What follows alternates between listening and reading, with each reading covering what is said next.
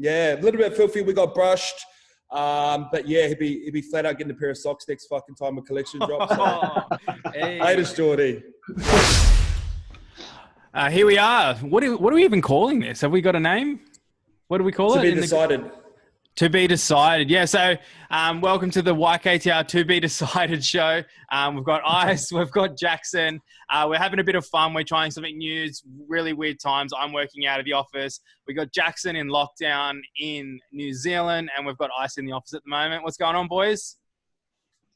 Not a lot, man. Just trying to stay sane. I'm actually in work and stuff in the building by myself. So an office that usually has 300 people in it, I'm sitting in here by myself talking to you lot. So I'm struggling, but only 3 weeks to go, eh? Yeah, we'll see. We'll see. We'll Yeah. see. What's the vibes like? Yeah, I'm just chilling in the office as well. So I've got a few podcasts via Zoom and Skype and phone call today. So just making content. It's very similar to this. So let's go. Smash it out. So yeah, basically the gist of this show, we're going to go through like 5 topics that are going on in sports, a bit of pop culture, a bit of everything, and have a bit of a laugh and just see where it goes and try and punch it out maybe 3 times a week. We'll see how this first one goes and go from that. So you boys ready to get started? Yeah, hit me, mate. What do you got?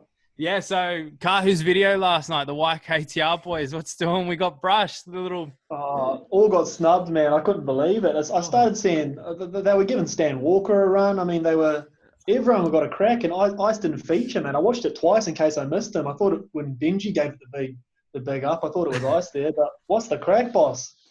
Yeah, fuck knows. We got a little influencer group at the moment, and Geordie's a part of that, and he's on the platinum membership at the moment. So yeah, I looked at that. I looked at that video as well, and I was even hoping for Normie to be in there at least. Pizzi got a run. They've gone.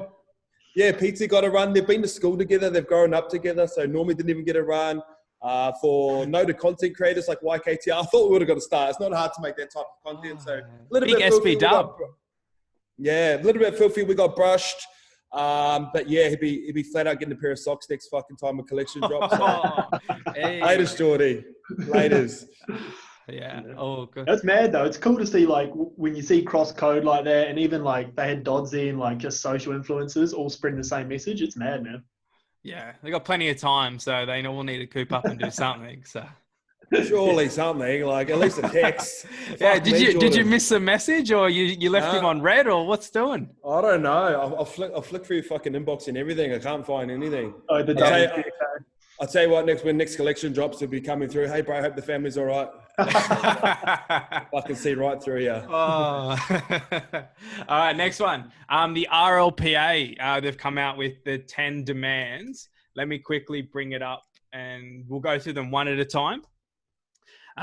So what are your thoughts on it, Ice? You probably got a bit of insider from a few of the boys.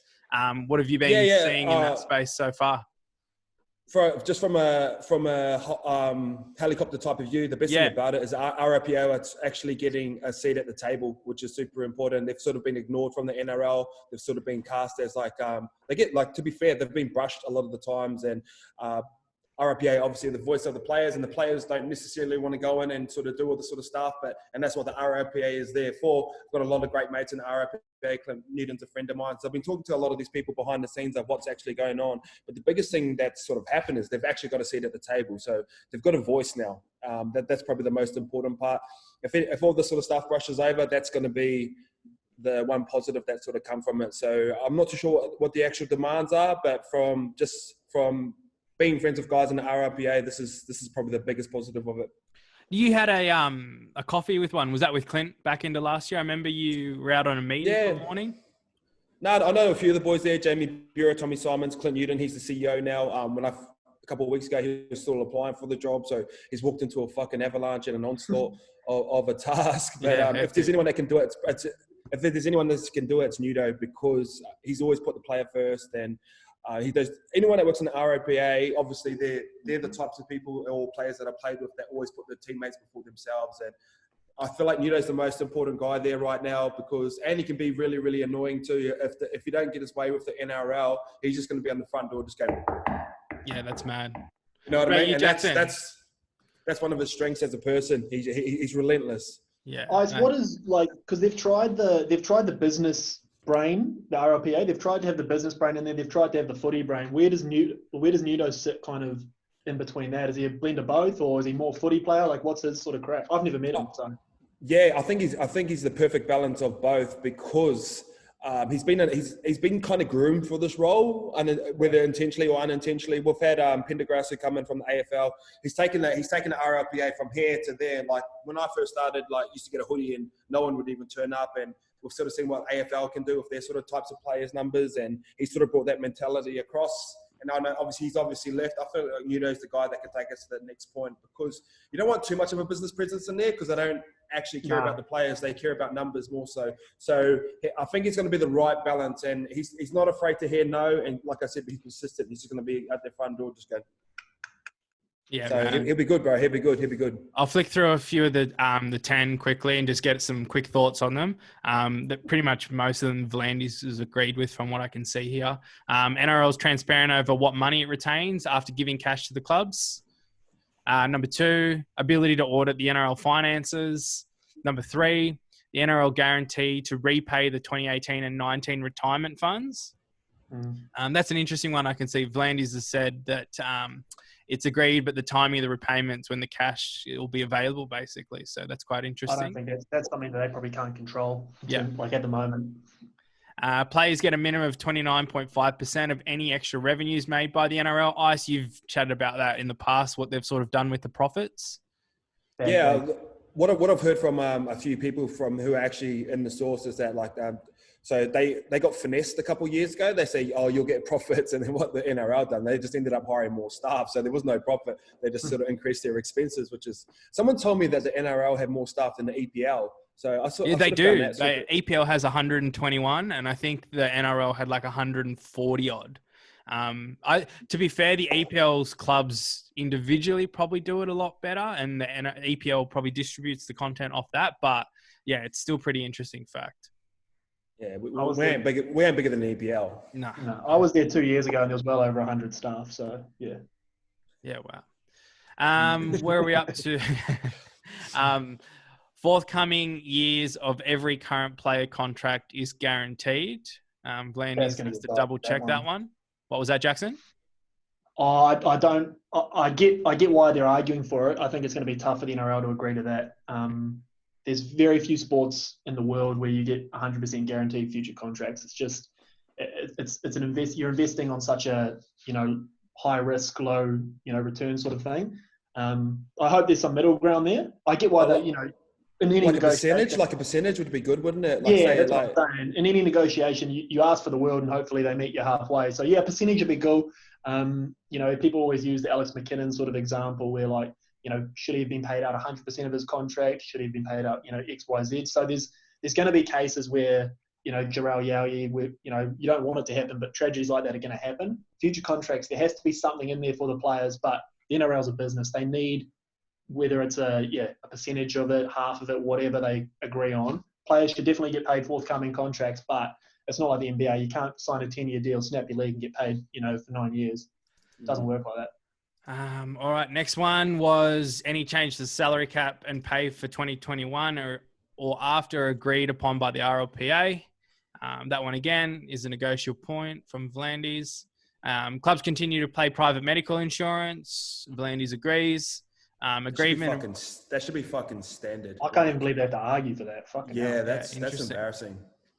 Next one, agreement of rep fees for 2020.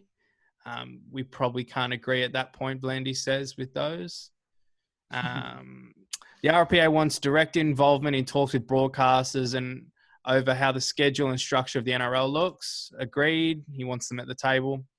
That's good. That's good for us because obviously Clint Newton's a good friend of mine, and he said if I get the job, in terms of the media side of it, we can have sort of conversations around it and what that looks like. So yeah, perfect. Could be a good thing for YKTR Sports. Here we go. Lucky last, number 10, the RLPA wants involvement in talks about other revenue streams that the game can look at. So V'landys said, transparency is your friend. We'll be as transparent as we can to all our participants, players and clubs. That's what we've got to do in the future. Yeah, so sorry to cut you off, but here's a key point that why Nuno was so good in those early sort of stages. So when boys were going for the new CBA or collective bargaining agreement. It was always the big dogs. It was all like Cam Smith and all these big dogs. And what they were sort of fighting for is the higher pay packet. So those guys shouldn't be like capped at a certain point or whatever. Where Nudo, he was not only fighting for the guys on the lower tier, so raising minimum wage, but he was also fighting for those guys like me at the time who were kind of in the middle. So there was this thing of like the where most players are, right? Yeah, 100%. They said the average wage of NRL players is 330,000. That's fucking bullshit. Like, there would be it's just because some blokes are making $1 million. Yeah, that's what it is. Like, if people understand averages, it's like that. But he was fighting for the middle guy as well. So guys like me at the time who were kind of in that middle phase where the minimum wage was going up and the top end players were going up, but all these guys that probably fill up fucking 80% of the NRL, nothing was changing, and he was fighting for them guys. So stuff like that was super important for us at the time, and that's why I generally think Nudo's the right guy for this job. Those 10 demands are pretty easy to understand. They're pretty straightforward. My whole thing with this is, coming from a media standpoint, is the book should be open. It should be complete transparency, but it's then up to the players to fucking read it. They can't say, we want you to open the books and share everything with us, and then, flog through 3 pages and fuck off. Like, if this is what the players want, which is what Nudo's obviously saying they do, it's then the onus is then on the players to then back him up and say, sweet, you've argued for us, and then take the initiative themselves. So I hope they get all 10 points, mate, and I hope they fucking actually read the fucking thing. Nah, so what was going to happen, and this happens to me as well, I'll get like a breakdown from my accountant of just the key points right at the end. It's like stats, bro. So like instead of watching the whole game of 80 minutes, you can see at the end of the game, you can see like how many tries were scored. Fucking that's how players absorb information. So they're going to have to break it down for them like that, because once this is all settled down and they're back playing, I don't think players would care too much, man. Nah. They care now because their money's getting taken away, but after that, it's just going to be back to normal. Yeah, all right, next one. Bit of lockdown chat, mate. Jackson, you're tied up obviously you can go to work. You're in essential service working at stuff over there in NZ.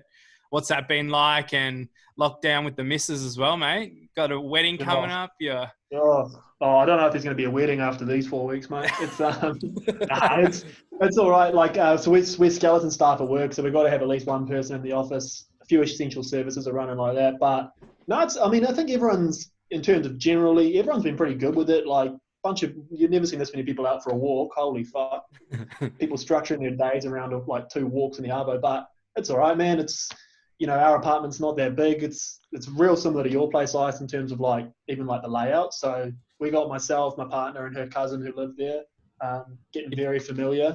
You've been out in your balcony. You've been out in your balcony singing any songs, or what's doing there?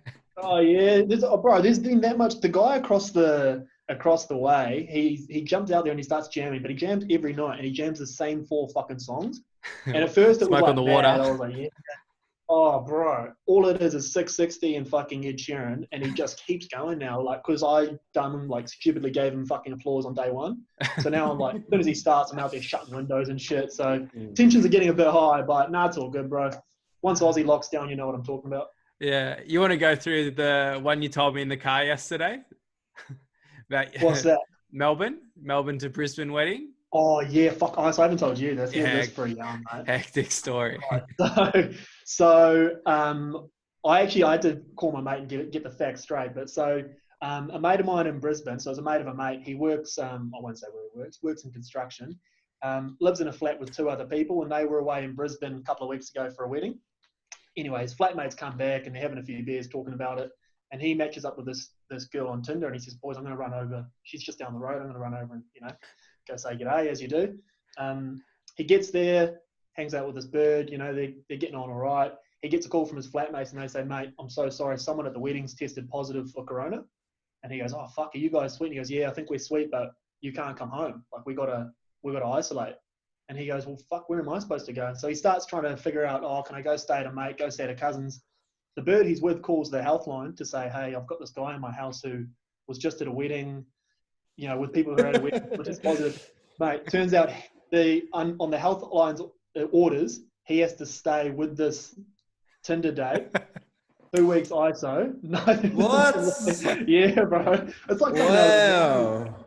And I didn't believe it for a second. I was like, this is all shit. So I FaceTime my mate. Sure enough, he fucking adds him to the chat. And she's sitting there on the laptop. He's having a cup of coffee behind her. Never met each other before. Forced to stay together for 2 weeks. So it's going to be a hell of a Could be the start of something great. That. What a love story, man. Oh, that's what he said. Bro, how's it? Are they getting along? And he goes, yeah. He goes, oh mate, no, they're going to be in love. They're going to be in love by the end of it. He goes, oh, don't know though. I haven't seen another human for 2 weeks. So. Is he on the couch? Nah, fuck no. Nah, heck. Alrighty. Ice, mate, you've been cooped up as well. A few stories about a bit too much noise in your joint. Yeah, obviously, you know me, you've worked in the same office as me. Same fucking reason we got offices built within this is because I hate noise around me when I'm working. I like to be in silence. First week Lukey was in, he goes, oh, let's get some music on. I was like, no, fucking put your That's what I earphones said on. when I was there too, and you were like, fuck no. Put your pods on, mate. The headphones in, man. Yeah, because you work in an office of 300 people. Like I've only ever worked on my own or like within I can't block it off. So, but it's been good. I'm back in the office now. Obviously, I can operate this office on my own and work for myself. So it's been good. At home, like we're going great too. So never bag my missus online. He says that after I go. Wow. Oh. Jackson, mate, you jumped on Sandor's potty yesterday. What was that like, man? Fueled by I've fire. never actually. I've never actually properly spoke to him before. Only like I listened to him and Ice's body, and then he reached out. I think he's kind of trying to branch away from, well, not away from, but extending his pull from not just talking to athletes. So he talked a bit of vintage and sort of business. You're a bit of an athlete, mate. Yeah, I was. Yeah. The poor man Simon Mannering. He wishes, man. Self-claimed. But he was cool, man. He's an interesting bloke, and obviously he's got such a dynamic perspective on footy. We talked a lot about footy, a lot about media and stuff. Obviously with his sort of time away from the game and then coming back into it, and then just talked business and talked shit. Really, I basically just regurgitated everything Ice says, and he regurgitates Gary Vee, so it's just his Chinese whispers. The message is completely wrong these days. I don't know the dribble that I fucking gave to that poor bloke, man. I think it's coming out on Thursday, so I don't know. Yeah, hectic. We'll make sure we share it and whatnot. He cops a bit of your kid as well, doesn't he? Yeah. Well, that's how I first linked with him. He was kind of part of that first group along with like Ice and Normie and that, but I kind of first reached out to when I started, just dudes who I thought sort of fit the vibe in that. Ice refused to take a freebie, but the rest of the boys all copped it, so he was one of the first ones. Yeah. Was the in-and-out shirt fit good, yeah? What was that, sorry? Does the in-and-out shirt fit? Yeah, fucking. I haven't tried it on actually, but it looks sick, bro. Thanks for that. Yeah. Sandor, bro, super smart guy, Like like you said, well diverse across a lot of different topics. He's not emotional to anything. He's not attached to football because he's had time away from the game. And we've got this little car gang going at the moment. It's quite a big crew. I hate to see the salary cap within it. Got KP, got Kalen, got Connor, got Andrew Fafita. And we're actually going to talk about doing card breaks on our own pretty soon. So we've linked up with these guys from Blunt Collections at the moment. Kenny Bromwich done his first break, pulled a $3,000 Lion card. Saw that. That's hectic. Do you know what? I want everyone to succeed in life, but when it comes to cards, I fucking get low-key filthy. I'm texting him and go, shot bro, but in the background, I go, fuck this. Oh, what about Aaron Smith? He's like, new hobby, bust out a LeBron rookie. It's like, shit. Different vibe, but the three guys, he's one of the ones going the hardest. Like, I was going hard at the start, but obviously, like, capital's dried up a little bit. So he's going hard. Sandor, he's on at like 11 o'clock at night. I can see him hustling for cards, and like little Pappy's going hard as well. So They try and lowball everyone too. Have the LeBron prices dropped? Have you seen much drop with all the shit that's going on? I've seen that Sports Card Investor put out a couple of videos. Haven't clicked on any. Are the prices dropping? Just as a whole, they're all dropping, but then a lot of people are selling as well. So you can get some pretty good cards at the moment. I reckon about 2-3 weeks, the card's going to be even cheaper. So I'm sort of holding off a bit. Yeah, it's still getting you graded ones. Are they dropping just because the whole world is dropping, or is it just because more people are buying them, or what's the crack? It's just fucking out of sight, out of mind. Same with the off season. Like everyone sort of just pulls away. Right. A key point that's going to be coming up is the Michael Jordan documentary that's dropping on April 19th. So if you got Michael Jordan cards, I'll be holding. You're already doing all right there. And also Rodman, Pippen, like even Steve Kerr, like so it's based around that 96, 97 season. So there's a strategy within sports cards with, say, Dallas, for example, with Luka, he's the king. So you buy people around him. Same with Pelicans, like Zion, he's the main guy. So Lonzo is going to go with him. So that's get off the train, son. Did you see? I didn't put it on the rundown. Melo's dropping some bars on one of his next tracks. It was on his IGTV live. Yeah, grouse. Melo's in the booth, man. He can't play ball, so he may as well start rapping. On the basketball and sort of linking it back to what footy's doing with Dean and the NBA. It was Slam Magazine a few weeks ago that were doing the 2K or they were doing Call of Duty.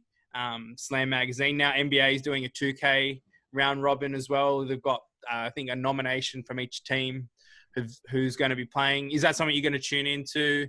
And is it a good initiative from the NBA? You go, Skip. Yeah, 100%. I feel like it's just common sense right now. Everyone's moving towards digital. Everyone's sitting at home looking for content. I seen LeBron on the podcast yesterday saying they need to hurry up and drop this Jordan thing, and it's already happened. So you've got to see what type of pool that kind of is. So, but yeah, like NBA players playing NBA 2K while everyone's on lockdown, it just fucking seems like common sense. And I'm surprised it hasn't happened quicker. And I think Katie and Donovan Mitchell are going to headline it, and they've both had coronavirus as well. So it adds to that sort of story. Just America's just a little bit cooler than us down here. And in terms of culture, in terms of amount of people that are actually going to watch it, in terms of actually not being haters as well, like they'll actually get around that sort of type of content. So I know Dennis doing some of the Call of Duty. Is it Call of Duty? Yeah, Call of Duty. Yeah. But you just got to like you look at the players, like NRL players, just compared to an NBA player. So if KD's doing something, I'm like that. Like fuck, what's he doing? So I want to see him blow up, and I want to see Riri on the live stream blowing up at him. So there's so many different elements that can happen within American sports and American esports, which is a massive platform. So it's just exciting. Yeah, you tune in, Jackson.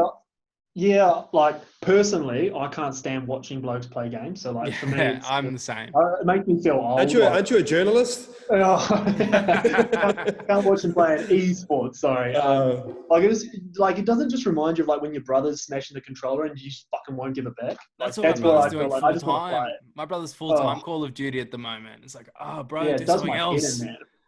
But like in terms of a concept, it's mad because.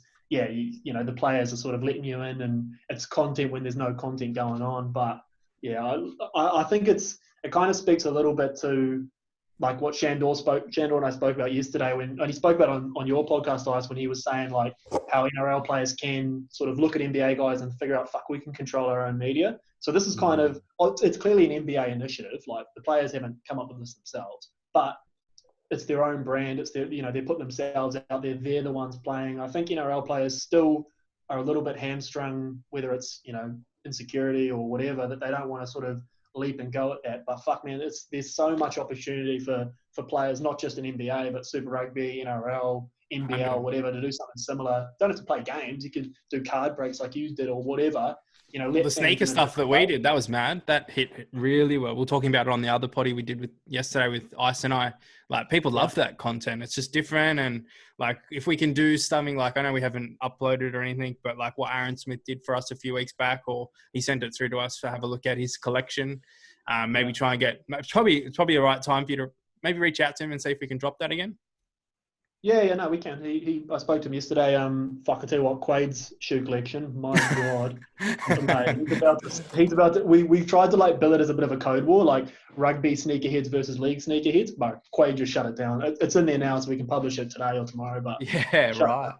I think the only guy that can sort of balance him out is potentially Louis Brown. Like, and I know he doesn't play football anymore, but he'd be team league, wouldn't he? Oh, bro, yeah, he's got some fucking steez, that boy as well, eh? Yeah.